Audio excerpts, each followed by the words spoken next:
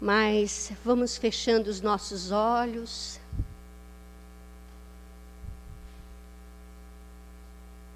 Vamos buscando a companhia do nosso mentor amigo, nosso anjo guardião, que está conosco a todo momento, nos intuindo, nos protegendo.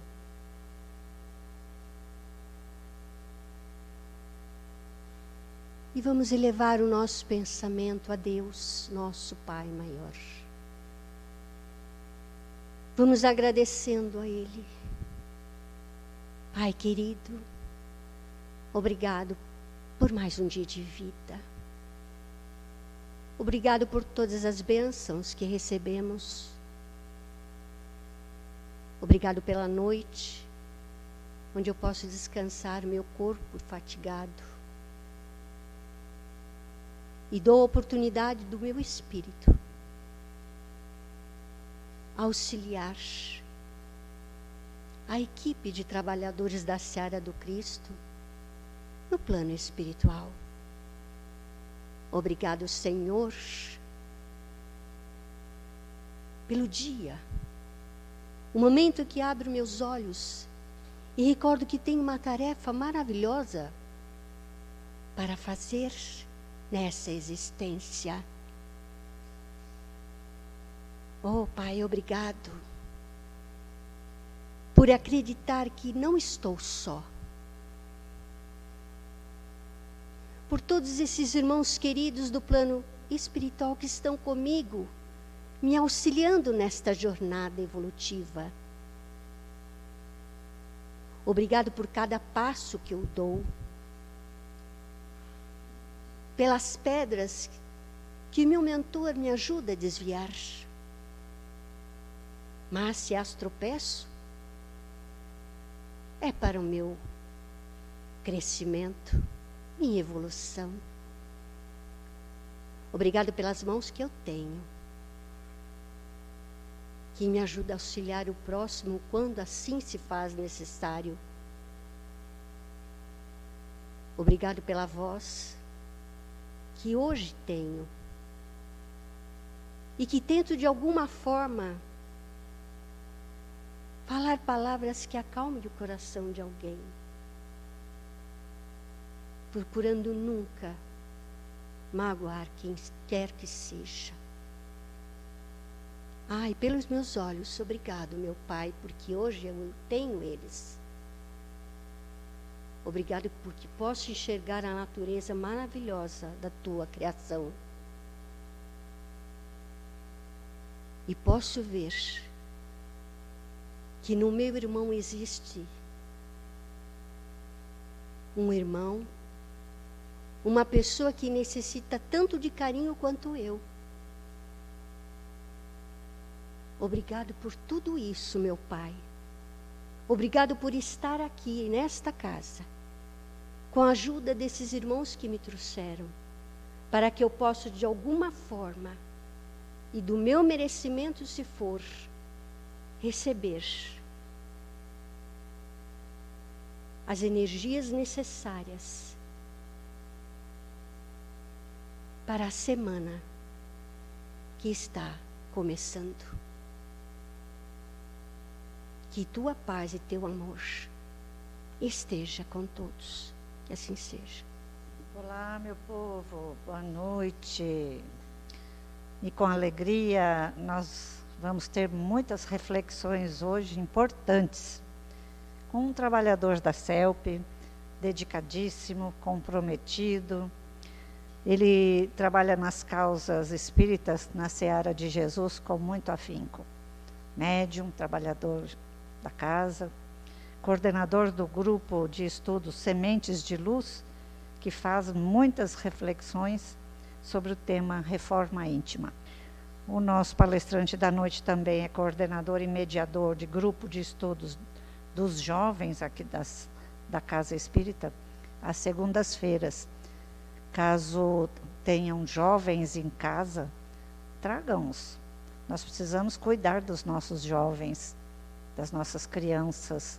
Então, às segundas-feiras, nós temos as coordenadoras, as professoras, já habilitadas para ajudar a ensinar tanto as crianças quanto os jovens a serem pessoas de bem.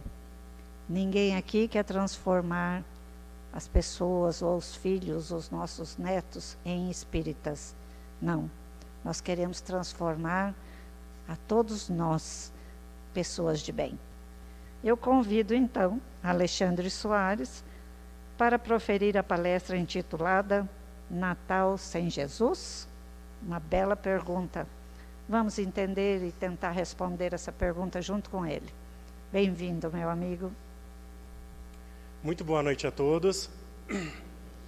É uma alegria novamente estar aqui com vocês, podendo falar de Jesus, podendo fazer uma troca de experiências. Eu queria que a noite de hoje a gente pudesse fazer como se fosse um círculo, todos juntos, e debatesse sobre esse assunto, porque Natal e Jesus, eu acredito que seja um dos momentos na Terra de grande movimentação espiritual, energética, de sentimentos, que o nosso campo áurico se movimenta. Então, seria tão interessante se a gente pudesse fazer uma troca, mas gostaria de fazer essa troca aí com a energia de vocês e com os pensamentos que nós possamos produzir aqui hoje através desse tema.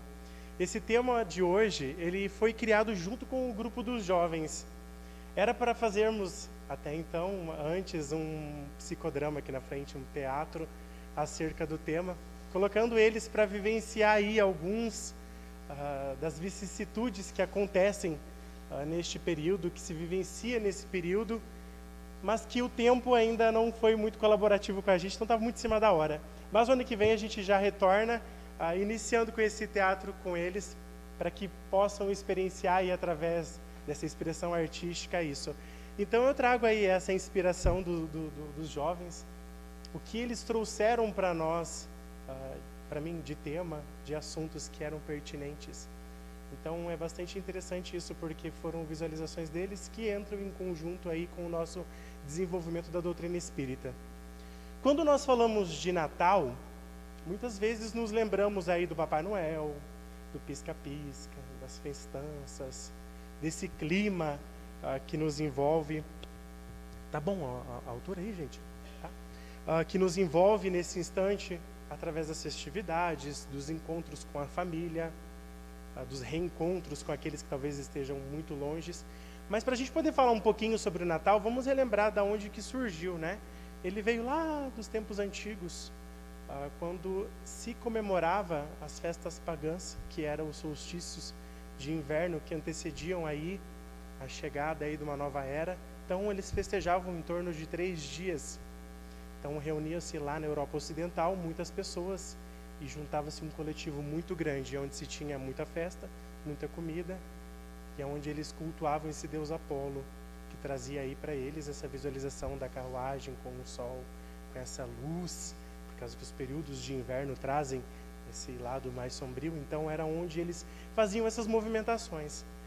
E aí a Igreja Católica queria trazer aí uma data que fosse simbólica, onde representasse o aniversário do espírito mais nobre que nós já conhecemos aqui na Terra, que era o aniversário de Jesus. E acabou ficando dezembro, né? A data onde nós comemoramos o aniversário de Jesus, o seu nascimento. Pouco importa o dia exato quando ele nasceu. Mas não foi nessa data, foi em outra data, porque o calendário mudou, não tinha julho e agosto, o calendário era reduzido e aumentaram, então perdeu-se nisso. Não importa, o importante é que, segundo relatos de palestrantes como Divaldo, Arthur Valadares, Rossandro, Haroldo, o período, o mês do Natal, é um dos períodos onde, aqui na Terra, a psicosfera se modifica de uma forma onde a sutileza, a pacificação, esse campo áurico se modifica, porque as pessoas tendem a se relacionar um pouco melhor com os familiares, algumas trocas de experiências. Então é onde o campo, como se diz, ele fica frutífero para que a espiritualidade possa atuar em nós, e através aí de exploração de pensamentos, no sonho, através da inspiração dos mentores pessoais de cada um, de bons comportamentos, bons hábitos, fica um campo mais aberto a essa frutificação. Diferente talvez um pouco do carnaval, onde a materialidade, a sexualidade, as vicissitudes, as drogas, os vícios ficam mais latentes. Então é onde se tem um pouco mais de dificuldade. Então nesse período é onde a espiritualidade tem mais facilidade de ter acesso a nós pelas movimentações dos nossos pensamentos. Ah, mas é porque começou a Mariah Carey tocar All Christmas for You? Não, não só isso. É porque o clima começa a se pensar, vamos nos reunir com a família, vou conversar com aquela pessoa, vou falar com aquele que não estou falando, e aí como que fica aquela sensação? A cidade se movimenta de forma diferente. Aqui a gente até vê em Maringá, né, o quanto essa produção material acaba fazendo em nós criar algumas reflexões. Só que nós acabamos esquecendo o verdadeiro sentido do Natal. Certa vez um espírito, em uma conversa, se aproximou e perguntou assim: meu filho, vamos fazer uma reflexão? Eu falei assim, vamos. Eu falei assim, lá vem lambada, né? Se aproxima e a gente escuta nítido, é porque vem lambada. Para você, o que é um aniversário? E foi fazendo diversas perguntas. Como você se veste para o aniversário? Como que você vai fazer as comidas? Como que você vai fazer tudo isso? E eu fui falando, vou comprar uma roupa nova, a mesa cheia de comida, tem que ter muita comida, porque na minha casa era melhor sobrar do que faltar. Então fazia-se comida para 3 semanas, congelada, e requentava, do requentê, porque tinha-se essa sensação que não podia faltar nem nada. E eu fui falando para ele, conversando, né, e desenvolvendo isso, e ele falou assim, e se o aniversário fosse de Jesus? Como você o receberia, conhecendo a história dele? Como você o receberia, o aniversariante do mês, neste período, neste mês, onde todos falamos o tempo inteiro sobre o aniversário dele? E aí foi onde começou a surgir aí muitos questionamentos na minha mente, e até hoje eu não esqueço disso. E foi onde eu fiz com os jovens isso, e fui trazendo perguntas, fazendo perguntas e buscando as respostas deles, para que pudéssemos criar uma reflexão sobre isso. Muitos de nós passamos o ano inteiro escutando diversas palestras aqui na CELP, no YouTube, podcasts, áudio. E este é um mês onde talvez vamos fazer com que nós caiamos aí numa onda de pensamento, de reflexão do que eu estou produzindo enquanto ser encarnado na minha vida, diante da realidade que está à minha frente nesse instante. Ah, mas é só o mês de Natal que nós vamos fazer isso? Ah, mas é só neste mês que nós vamos querer reflexão? Não, todos os meses são de reflexão. Mas como esse é um mês especial, que é o aniversário de Jesus, acredito que nós precisamos ser um pouco mais enfáticos, críticos e mais realistas. Sairmos da zona da infantilidade dos nossos pensamentos, da zona ainda da imaturidade dos nossos comportamentos egóicos, dos nossos comportamentos que ainda fazem com que nós não queiramos nos enxergar, mas enxergar o outro. Pensando que, chegou o Natal, vai vir aquela tia fofoqueira. Vai vir o Natal, vai vir aquele primo que gosta de se achar, se aparecer. Tá vindo o Natal, não aguento mais aquela minha cunhada, não aguento mais aquele meu sogro, aquela minha nora. Eu vou ter que passar amarrado esse ano. E nós passamos um ano inteiro vindo em palestras, o ano inteiro tomando passe, o ano inteiro passando em tratamento, escutando instruções aí bacanas no YouTube, podcasts, fazendo diálogos fraternos, e chega o período onde, talvez nós tenhamos que colocar em prática todos os meses, mas chega o período onde isso é o terreno mais fértil para colocarmos em prática, e estamos nos esquecendo das premissas básicas de entender que Jesus, o espírito mais nobre do nosso orbe, o governador da terra, o espírito cuja evolução transcende a nossa compreensão, cujo amor transcende a nossa compreensão, nosso entendimento, reencarnou, veio nos mostrar que é possível viver nos conflitos, é possível viver nessa animalidade da terra, que é possível viver aí diante de todas as acusações, pedras, chicotadas, e mesmo assim amar, perdoar, ser nobre. E nós chegamos num período onde somos propícios e vamos nos esquecendo sobre isso. Vamos deixando de lado. Quais são essas oportunidades que vêm batendo a nossa porta, fazendo com que nós sejamos provocados? Quando Jesus reencarnou, tamanho era a sabedoria, os ensinamentos que ele nos passou, que ele dividiu a terra em antes dele e após ele. fez um marco temporal que em 2000 anos não se faz esquecido, mas em alguns corações talvez estejam esquecidos, sobre o quão ele trouxe de tantos ensinamentos, e nós não estamos internalizando e canalizando no nosso íntimo o Cristo da manjedoura. O Cristo que nasceu numa gruta de calcário e nos trouxe o maior ensinamento da sua base de alicerce, que era a humildade. Eu, espírito mais evoluído, como foi falado no Evangelho, logo no início, quando ela falou, né? Quais as limitações para a reencarnação? Jesus não tinha nenhuma limitação, ele podia escolher se ele viesse com o olho de uma cor, com a cor de outra cor, com a cor da pele, com a cor do cabelo, se vinha enrolado, ele podia. No grau de evolução que ele está, ele escolhe estrategicamente como ele poderia retornar, e ele escolheu vir como? Numa manjedoura, numa gruta de calcário, aonde a sua maior pontuação, aí, seu maior ensinamento já vem aí, logo no seu nascimento, numa manjedoura. Poderia ter vindo num palácio, poderia ter vindo num castelo, poderia ter vindo numa família que financeiramente não teria necessidade de parir um filho numa manjedoura e ainda numa gruta de calcário, num lugar extremamente simples. E nós chegamos no Natal e as nossas preocupações estão voltadas se a cor da minha roupa vai trazer prosperidade para janeiro. Aí eu vou lá pesquisar na internet para ver se a cor das roupas íntimas tem que estar em tal cor, que vai trazer prosperidade, que vai trazer dinheiro, que vai afastar o olho gordo, que vai afastar... E esquece que o maior problema é você, não é a cor da roupa que eu estou usando, a quantidade de ondas que eu pulo, que eu não pulo, a quantidade de promessas que eu faço ou não faço. Está na visualização da minha prática, do meu ser e da minha visualização diante do meu ser, como isso vai se personificar na realidade. Se ele nos ensinou no seu primeiro ensinamento humildade e simplicidade, por que no aniversário dele nós precisamos de tanta pompa? Precisamos de tantos excessos?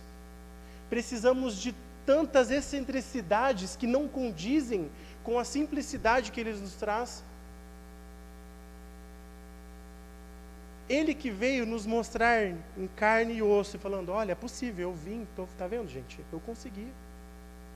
Então não tem por que achar que não consegue, consegue. Você precisa se empregar um pouco mais de esforço. E aonde entram esses esforços? É o mês onde há uma oportunidade de nos reunirmos com familiares. Se vocês acompanharem a quantidade de suicídio hoje existente em pessoas idosas, é estarrecedor a quantidade que vem se aumentando. Aí pergunta-se por quê? Tem vários motivos. Vamos tentar fazer uma reflexão sobre um. Será que estamos cultivando as pessoas ao nosso redor para nos relacionarmos bem, para termos um bom convívio? Ou na minha encarnação, hoje, como eu estou sendo agora, novinho, tem idade, terceira idade, quarta idade, não importa. Estou cultivando as pessoas com carinho, com amor, com respeito, ou estou afastando? Quantas vezes eu já escutei na minha família, não chama aquela pessoa. Misericórdia, 3 marré para trás, 3 marré para frente, se ela vir, a gente já tem que estar preparado. E a pessoa chega ainda, convida, e aí excluem ela na família praticamente, mal e mal conversam e interagem. Numa oportunidade onde se tem para criar um vínculo fraternal, de amor, de carinho, de respeito, de diálogo, de tratar como um ser humano. Temos a oportunidade de fazermos um plantio para que nossa colheita na velhice seja proveitosa e cercada de pessoas que nos amam, e estamos fazendo o inverso. As oportunidades que nós temos de nos aproximar de amigos, de familiares, nós deixamos para depois, porque é um porre eu ter que escutar aquela pessoa o dia inteiro, ela fica se gabando o tempo inteiro, porque é um saco ter que ficar escutando essa menina falando o tempo inteiro na minha orelha. Porque só o filho dela é melhor. Qual o problema? Paulo nos falava assim, observa tudo, veja tudo, extrai apenas o que é bom. O que é ruim, deixa de lado. E aí vem outro ensinamento de Jesus. Ele, quando se aproximava da gente, imagina, um médico que não era Jesus. Se quando a gente conta a história de Chico Xavier, Ele era capaz de ouvir os pensamentos das pessoas longe, que elas estavam pensando, que elas estavam matutando, conseguir escutar os pensamentos das pessoas. Imagina Jesus, quando chegasse perto de nós, como não era a sensação. Ele olhava, e será que ele ficava assim, misericórdia, que fofoqueira, misericórdia, olha o tamanho da pochete dela, ainda está falando que está passando fome. É os comentários que a gente vê na internet, das pessoas falando, tá passando fome a gordinha? Nossa, olha o cabelo dela como tá. Será que era assim que Jesus via os nossos pensamentos, os nossos comportamentos? Muito pelo contrário, no relato de todos. Quando Jesus se aproximava, ele fazia com que nós conseguíssemos enxergar quem nós éramos nas nossas boas qualidades. Até a pessoa que não conseguia ver o quanto de bom que ela tinha, que ela não conseguia enxergar, com Cristo próximo fazia com que isso fosse estimulado. Ou seja, Cristo não veio para quem estava bem. Cristo não veio para quem era santo. Os apóstolos deles dizem por isso, né, gente? Quando vocês olham por Madalena, quando olham-se por Paulo, Tarso, você vê quantas dificuldades tinham, e ele olhava para isso, ele enxergava os potenciais angélicos, crísticos que existiam dentro de cada um. Enxergava as potencialidades que existiam, algo que ele pudesse produzir no âmago daqueles seres e pudesse resplandecer na vida dela, para que pudesse florescer no coração ali o amor, o respeito, que ela conseguisse enxergar, poxa, eu tenho isso de bacana. E nós, na oportunidade que nós temos de estar com os nossos familiares, quais são os primeiros pensamentos que nos arremetem? Eita, o ano foi bom, viu? A outra vez que eu enxerguei, ela estava magríssima, e agora, olha como que ela está, parece que está acabada, né? E aí a família cria um grupo do WhatsApp, que tem a família. Mas daí passa o final de ano, cresceu o grupo dos escolhidos em particular para falar no sigilo com alguns sobre os outros que estavam naquele instante. Lógico que aqui não acontece isso. A gente está falando isso aqui para a gente pensar, refletir, levar para os nossos amigos, né? Porque aqui é tudo missionário. Então, a oportunidade que nós estamos tendo de fazermos um plantio onde as pessoas nos amem, onde as pessoas fiquem felizes de estarem ao nosso redor, de sintam a nossa energia bacana, positiva. Ah, mas eu não tenho dinheiro para fazer festança. E precisa. Ou é ainda a nossa imaturidade, o nosso projeto ainda falido de conceito de felicidade que coloca que como se fôssemos felizes somente se nós estivéssemos na casa da Suzana Vieira, de 3 pisos, aquela coisa mais linda, com 3 marrecos em cima da mesa, tudo muito bonito, como se aquilo fosse a representação máxima de estar em família, em comunhão e representando a Cristo, aonde muitas vezes apenas um arroz, uma farofa, está ótimo para comungar o aniversário do mestre. Porque se você fosse chamar ele ia falar assim, para que tudo isso? Eu garanto que ele ia fazer isso. Meu filho, vamos dividir isso aqui, tem muita gente passando fome. Cada um pega um pouquinho a menos aí, sem gula, e vamos ver quem está precisando de comida na rua. Ou acham que Cristo, quando fosse convidado para o aniversário dele, ele ia falar assim, criaram Chester, Perdigão, não sei como que é o nome, está faltando o outro ali, nessa mesa. Não, isso é ainda as nossas intenções que acreditam que é necessário isso. Ah, mas parece que você está falando isso e a gente não precisa fazer tudo isso. Não, pode-se fazer. Mas é mudar a consciência nossa sobre como estamos gerindo o nosso mês de dezembro, o nosso Natal. É com Jesus? É sem Jesus? As oportunidades de estarmos com os nossos familiares repercute muito como está a nossa encarnação, muito como está a nossa realidade. Obrigado. Muito como está a nossa realidade, muito como estão as nossas vivências, se estamos realmente sendo espíritas. Porque se nós, sendo espíritas, entendemos que a nossa maior grande missão é a nossa família, é o núcleo familiar, é tio, isso engloba todo mundo. Tio, tia, primo, como que estão essas relações? Para chegarmos em tenridade e estarmos sozinhos, não termos amigos? Porque quando eu me reúno com 4, 5 amigos, eu me reúno ou para fofocar, ou para falar mal de um que não estava, ou para comentar sobre algo, ou para quando sair, os meus olhos ficarem julgando, criticando, apontando. Diz mais muito sobre como estamos do que sobre as pessoas que nós estamos apontando. A forma como nós estamos lidando com estes períodos diz muito da nossa reforma íntima. É um marco claro para dizer como está você no seu autoencontro consigo mesmo. E aí, a primeira fala aí que eles produziram foi a família. E aí eles colocaram, nossa, dá uma fofocaiada, dá um disse que me disse, junta na cozinha, fala de um, fala de outro, junta na beira da churrasqueira, fala de outro. Pontua-se sobre tal pessoa que está numa situação, mas também fez por merecer. E vários comentários que foram feitos. Fez por merecer. A justiça divina tarda, mas não falha. A lei de ação e reação. Tudo que vai e volta. Está voltando. Bato palma. Como se isso fosse bacana. Olha o que eu estou desejando. Então, neste processo com o nosso Natal, é verificarmos como está a nossa relação com os nossos filhos. Eu estou enxergando ele dentro das suas dificuldades, dentro dos seus conflitos, dentro das suas dúvidas. Esses dias uma amiga chegou para mim e falou assim, porque meu filho está assim, assim, assim, eu cobro ele o tempo inteiro. E foi falando, porque eu falo, eu tento corrigir isso, fazer isso aqui. Eu falei assim, você lembra de parabenizar quando ele acerta? Você lembra de fazer com que ele se sinta especial quando ele está fazendo algo produtivo? Alexandre, não, eu só cobro. Eu falei assim, sabe por que ele está chamando tanta atenção? Porque ele está querendo a atenção, o amor de vocês. Ele só recebe cobrança. Só recebe modelo que ele tem que ser um filho perfeito nisso, nisso, nisso. Ele só quer receber carinho. Só quer receber amor.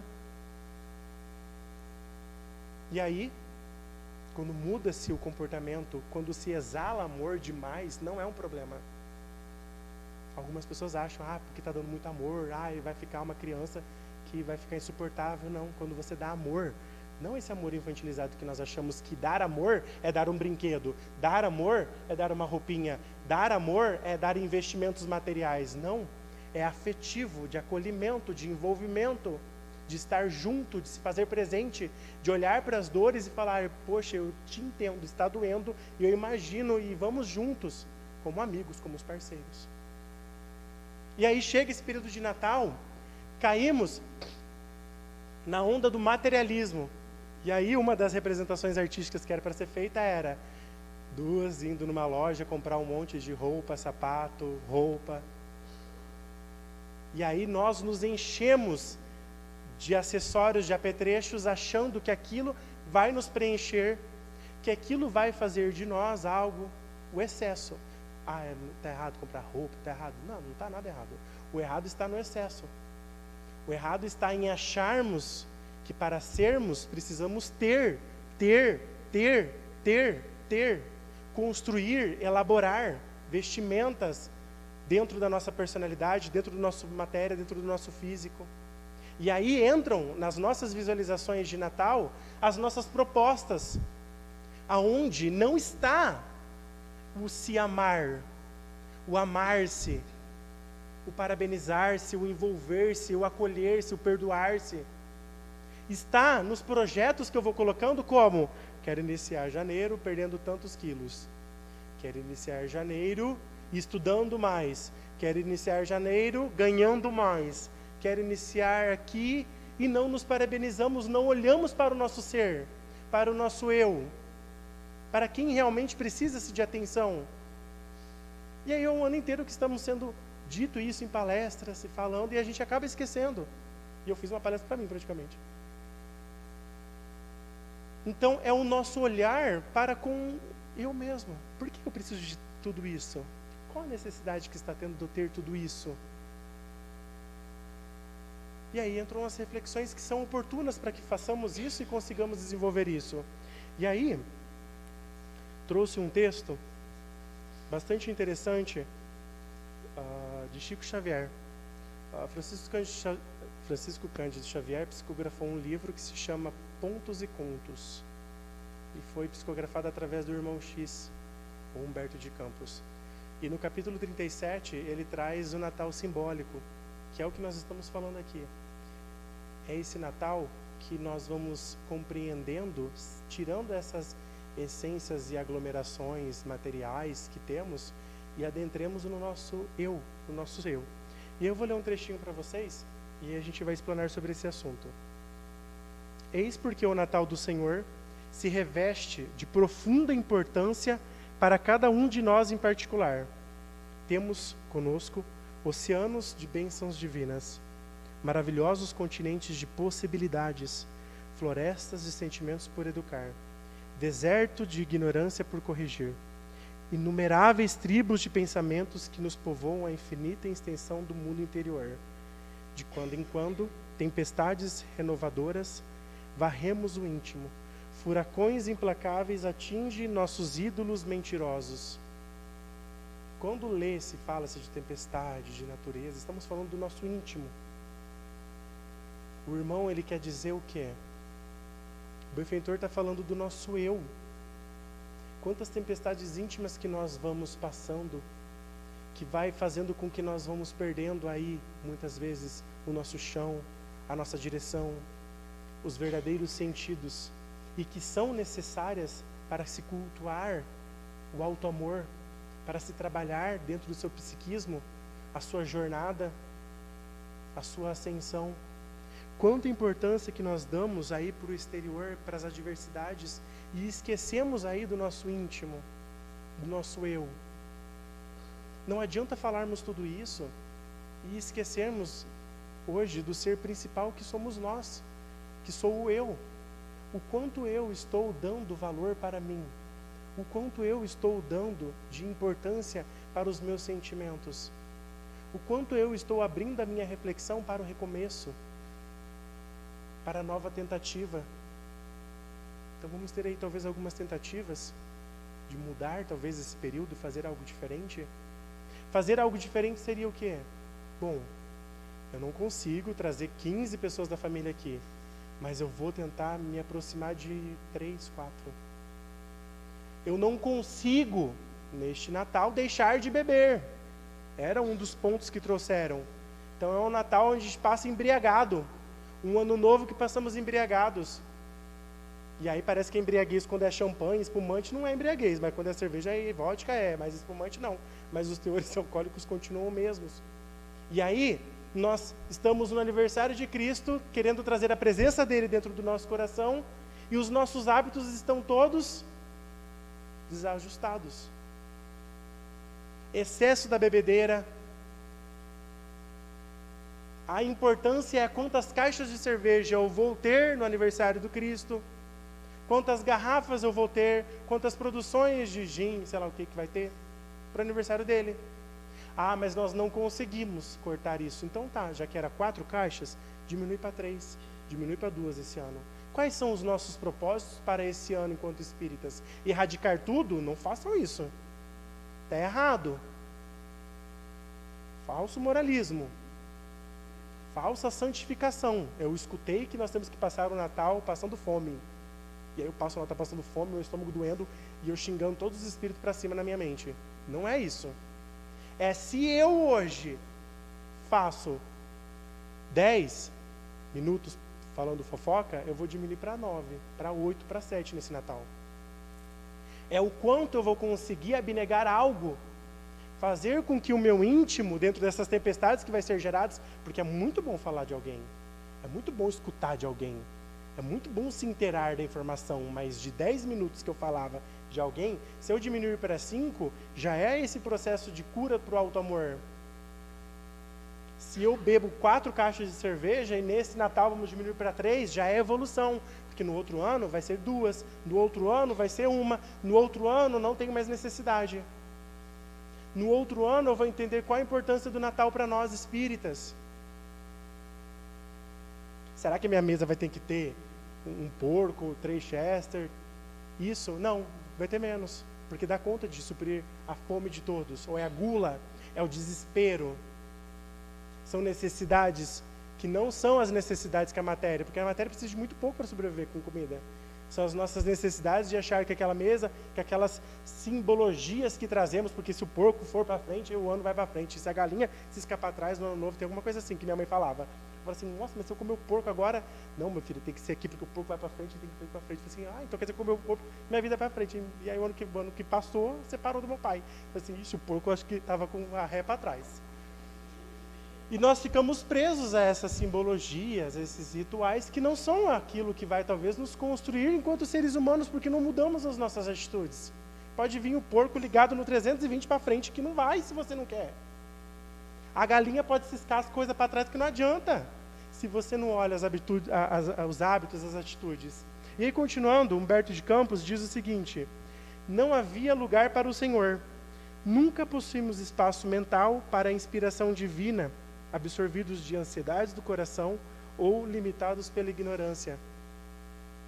Quando falamos em comunhão com Cristo, estamos falando todos os dias, como eu disse. A gente está falando do Natal, né? Mas vamos lembrar que é todos os dias. Achamos que porque eu vou na casa espírita uma vez por semana, eu já estou em comunhão com Cristo. Não, a comunhão é diária. Nas nossas preces diárias, na nossa oração quando amanhecemos, na nossa oração quando dormimos, no agradecimento quando boas coisas acontecem, na força que pedimos quando coisas ruins estão nos assolando e deixando dificuldade. Não é um momento, uma situação que define a minha comunhão com Deus o tempo inteiro. É o hábito de acharmos que eu dei 60 minutos para Deus em uma semana, está suficiente. E começarmos a lembrar que, será que é necessário somente isso? Tá, mas vamos começar com 60, vamos aumentar para 120. De 120 vamos aumentar para quantos? É a evolução, a lei do progresso. O mundo não para. Nós estamos talvez parando ou não? Estamos estacionando, ficando na inércia ou não? A única estalagem ao hóspede sublime foi a manjedoura. Não oferecemos ao pensamento evangélico senão algumas palhas misérrimas de nossa boa vontade, no lugar mais escuro de nossa mente. A exemplificação, como eu disse antes, da manjedoura, o ensinamento mais nobre é intensificarmos essa manjedoura, esse nascimento de Cristo dentro de nós. Quando ele coloca aqui sobre a manjedoura lá, não, é o simbolismo. O que isso traz para nós, entendendo o nascimento de Cristo, o aniversário de Cristo que estamos comemorando? Estamos trazendo para dentro de nós os pensamentos de humildade, de simplicidade. Quando ele fala isso, é o quanto eu estou trabalhando diante dessas adversidades sobre isso. Surge um infante celestial dentro da noite.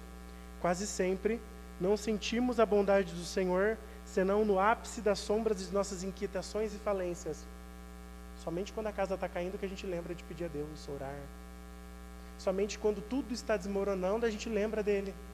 E a gente estimula-se sempre a reflexão. Será que somente quando nós estamos na sombra, como diz aqui, estamos perdidos, é que precisamos recorrer e lembrar de Cristo? Ou são todos os dias, nos lembretes diários, na comunhão que eu faço com Ele, no agradecimento do alimento que eu possuo, do emprego que eu possuo, dos filhos que eu possuo, das adversidades que eu passo, porque são graças a elas que fazem essa minha reflexão?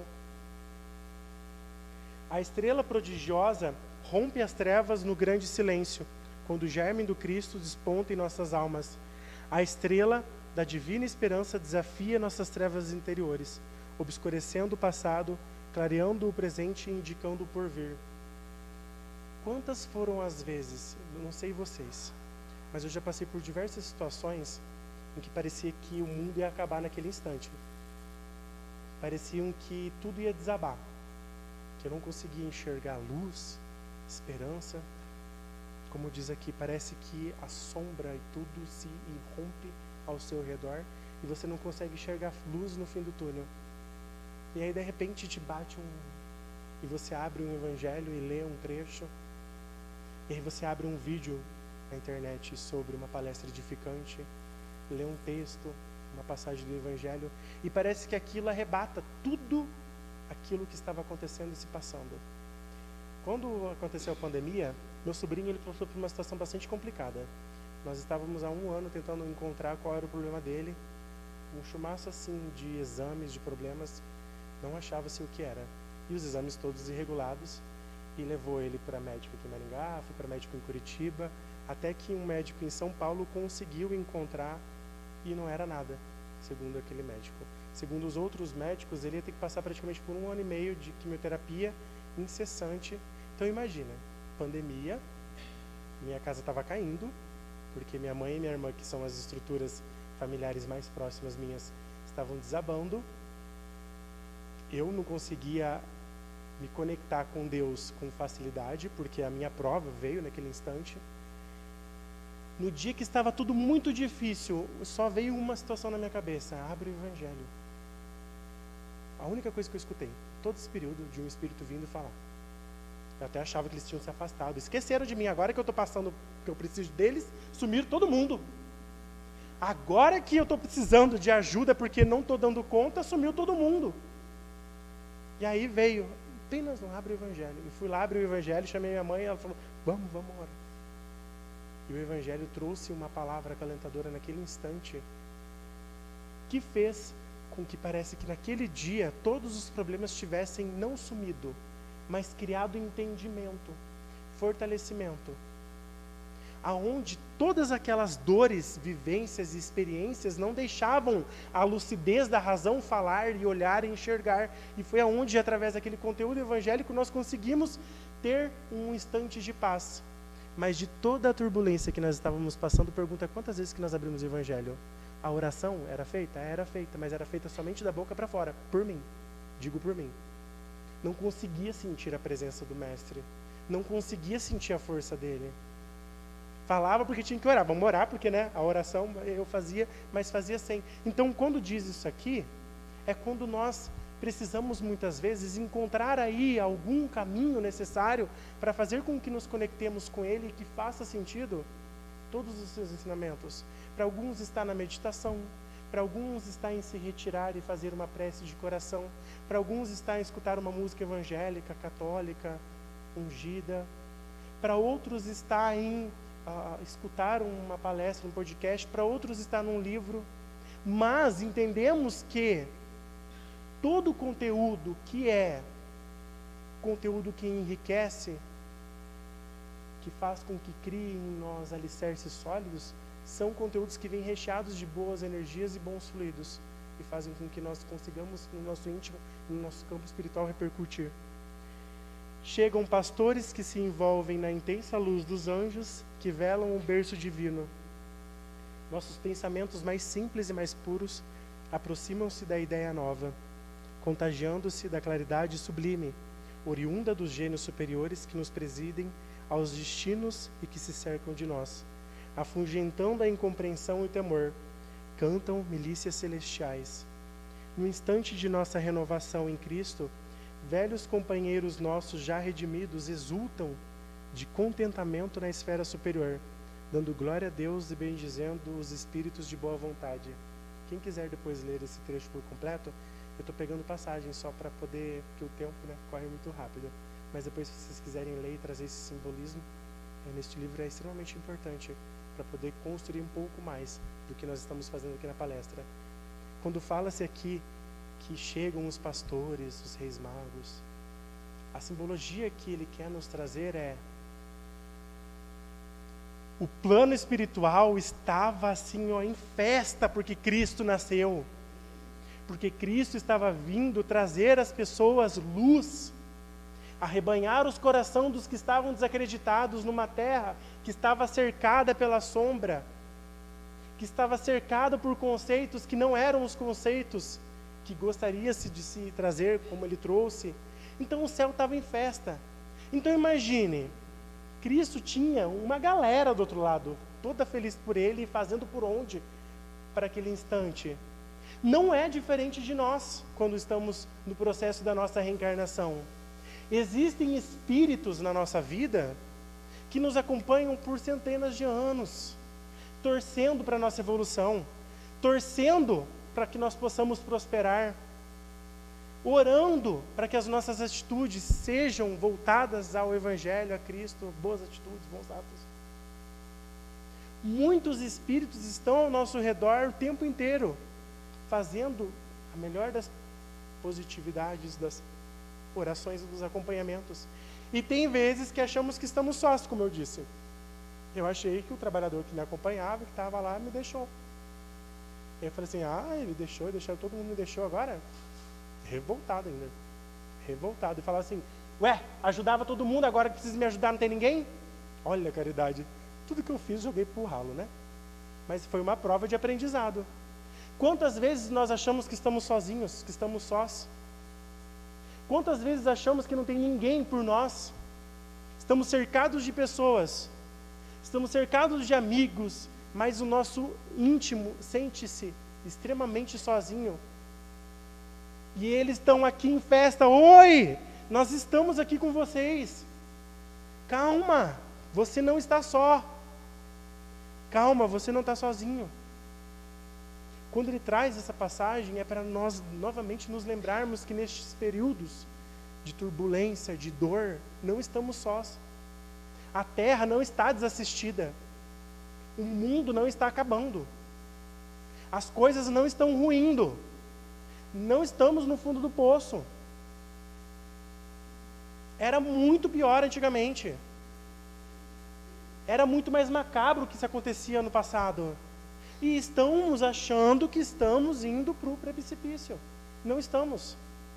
Talvez a minha vida esteja num caos. E eu acho que, porque a minha vida está num caos, todos os acontecimentos por fora também estão colaborando para isso. Mas não está. É um olhar de positivismo? Sim, é isso que os Espíritos nos querem. Porque eles trazem tantos ensinamentos, é como ele falou, o Anderson falou, Chico trouxe aí mais de 400, 500 livros da espiritualidade para fazer com que nós, através do conhecimento do intelectivismo, pudéssemos clarear a nossa mente, expandir a nossa consciência, para não acharmos que estamos sós, que estamos desassistidos.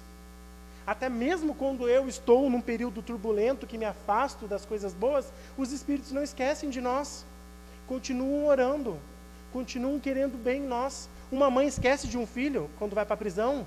Quantas mães com filhos que estão presos não vão até o presídio, visitam, oram, pedem a Deus, suportam as atrocidades que tem que passar para chegar para ver o filho, e continuam? Imagina se esses espíritos, que têm a clareza de conhecimento que possuem, a evolução que possuem, vão nos deixar a sós, vão nos deixar sozinhos, desamparados, desacolhidos. Se Cristo veio por nós, veio para nos mostrar na prática, tá vendo? E mesmo quando você se sentir, não, estou junto, divide. Esse chamamento é para que jamais esqueçamos que está passando a tempestade, mas você não está junto nessa tempestade, tem mais gente vivenciando isso junto com você. Surge a visita inesperada dos magos, sentindo-nos a modificação, o mundo nos observa de modo especial. Quem começou no Espiritismo, talvez já muitas pessoas contaram no grupo de quinta-feira, quando fizemos os relatos, conversamos sobre, individualmente, sobre o assunto, e vamos explanando o conhecimento. É muito interessante, porque a gente enxerga o seguinte: muitas vezes as pessoas estão passando por dificuldade na família, dificuldade nos relacionamentos, dificuldade com as amizades, no emprego, e aí começam a entender que o problema não está lá, está aqui. Que o algoz não é eles, somos nós. O mundo pode chacoalhar a gente, só vou me deixar abalar se eu quiser, se eu esmorecer, se eu não confiar. A responsabilidade da minha encarnação está na minha mão, não está na mão de ninguém, não está na mão do outro, do próximo, está na minha. E aí acabam compreendendo através disso que se eu mudo a minha atitude, o mundo muda. Não é o inverso no Espiritismo. Não é o mundo que tem que mudar para eu mudar. E aí entra que as pessoas estão achando que a regeneração planetária vai acontecer e nós vamos pegar carona. Não vai. Ninguém vai pegar carona se não se modificar junto. Não vai acontecer modificação se não nos modificarmos por completo. Juntos, unidos, trabalhando em prol. A modificação, ela tem que acontecer no meu íntimo. E aí, quando fala-se assim, o mundo observa-nos de modo especial. Sim, você era a primeira pessoa que reclamava numa roda de amigo. A primeira pessoa que, quando ia para uma festa, falava assim: nossa, mas olha, o ar-condicionado está péssimo. Nossa, mas olha que bebida quente. Nossa, mas que comida ruim. Nossa, mas que povo feio. Nossa, mas que povo mal vestido. você era essa pessoa que saía com a roda de amigos e fazia todos esses comentários. E aí, você começa a aprender que para com esse psiquismo de derrotismo. Para com esse psiquismo de olhar tudo e enxergar apenas o ruim. E aí você começa a mudar e você vai, não, tá tudo ok, tudo ótimo. E aí o povo olha e fala assim, você, a primeira pessoa que reclamava? Aí fala, tava bom comigo? Não, tava ótimo. Como que foi a noite? Foi ótima. Aí a pessoa até desconfia. Na segunda vez que sai, a mesma coisa. A pessoa que mais reclamava não reclama mais. As pessoas começam a olhar diferente. Olha, o que está acontecendo? As pessoas começam a nos interessar pelo que nós estamos fazendo. E não é porque nós modificamos a atitude dos outros, é porque nós modificamos a nossa. De repente, eu era uma pessoa que só reclamava dos outros, e agora eu estou elogiando os outros. Elogio sincero, elevando o meu próximo, fazendo com que o meu próximo se sinta importante. Agora no Natal, meus familiares vêm em casa, e eu faço com que eles sintam um momento mais especial do ano, diferente. Eu faço com tudo do melhor para que eles puderem sair ali com bons sentimentos, boas energias, bons fluidos. Eles vão olhar e falar assim, o que está acontecendo com ela?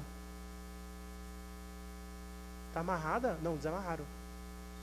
Amarrou. De repente ela era a pessoa mais assim e agora está assim. Começa a sentir a diferença, porque o olhar antes era de uma pessoa ranzinza, insuportável. E agora é uma pessoa que está transmitindo amor, leveza, tranquilidade. As pessoas reparam. Essa é a mudança. O mundo observa as modificações que Cristo trouxe quando nós começamos a olhar Cristo e começamos a trabalhar os seus ensinamentos na nossa prática. É isso que vai acontecendo com os que estão ao nosso redor. E aí, através disso, as pessoas começam a se interessar pelo que nós estamos fazendo. E aí algumas pessoas ficam, vamos tentar trazer aquela pessoa para o centro espírita, para o passe, vamos tentar fazer isso. Não precisa. Elas mesmas vão te procurar para saber o que está acontecendo. O que aconteceu com uma pessoa que era totalmente ranzinza e agora é uma pessoa que está um amorzinho? Foi pelas próprias atitudes que fizeram com que isso se desencadeasse. Ferido na vaidade e na ambição, Herodes determina a morte do pequenino emissário. A ignorância que nos governa desde muitos milênios trabalha contra a ideia redentora, movimentando todas as possibilidades ao seu alcance. Conserva-se Jesus na casa simples de Nazaré. Nunca poderemos fornecer testemunho à humanidade antes de fazê-lo junto ao nosso, elevando o espírito do grupo a que Deus nos conduziu. Mais tarde, o celeste menino surpreende os velhos doutores.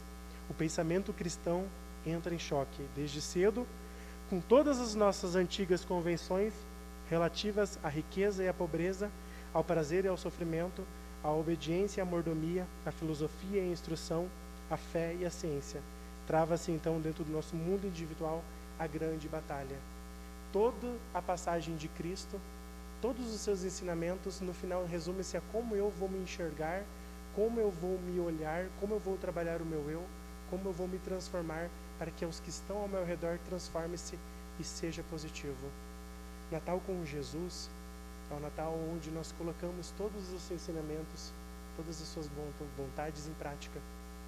Natal com Jesus é nós olharmos aqueles que estão necessitados e nós, através das nossas reflexões, vamos entender como eu posso fazer a vida daquela pessoa melhor. Natal com Jesus é olhar e entender que, às vezes, tem pessoas que são tão pobres, mas cheias de dinheiro. Às vezes tem gente que são ricas, mas não carregam um tostão no bolso. Natal com Jesus é entender que não importa o que de material você possui, o que você tem. Importa é como você vai enxergar aquele ser e o que você vai poder extrair de bom na existência com aquela pessoa. O que você vai poder extrair de bom na convivência, nos hábitos diários, nas oportunidades. Nós estamos tendo mais um ano com oportunidades. Mais um mês com oportunidades. Mais um mês que nós vamos poder ou fazer algo ou deixarmos de lado. Criar promessas, colocar uma roupa diferente achando que tudo vai se modificar e não vai.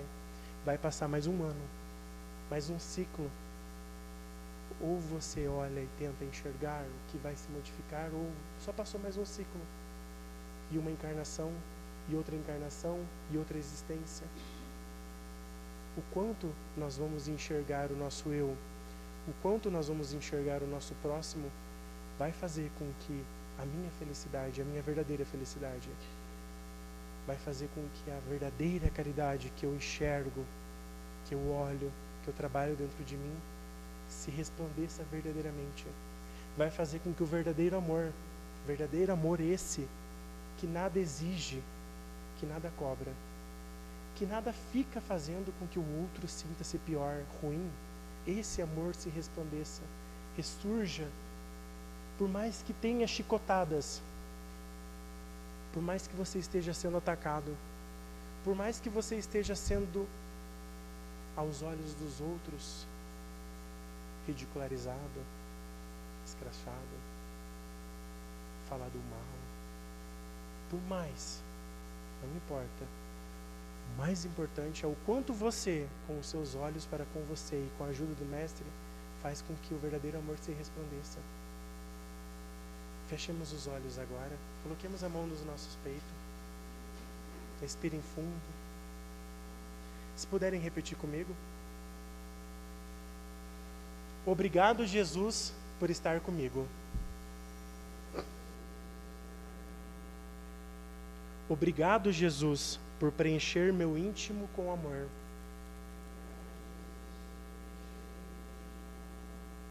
Obrigado, Jesus, por me acompanhar. Que você possa ser luz no meu caminho, para que eu consiga me amar, me perdoar, ser caridoso e ser seu obreiro aqui na terra. Me abençoe, Senhor, e a todos os que estão ao meu redor. Que assim seja. Muito obrigado a todos. Obrigado pela oportunidade de falar neste mês que eu considero tão especial. Que todos nós possamos sair daqui renovados. Que todos nós possamos sair daqui com um sentido existencial verdadeiro. E que nós possamos acolher a nossa família, os nossos amigos e a nós mesmos. Deus nos abençoe.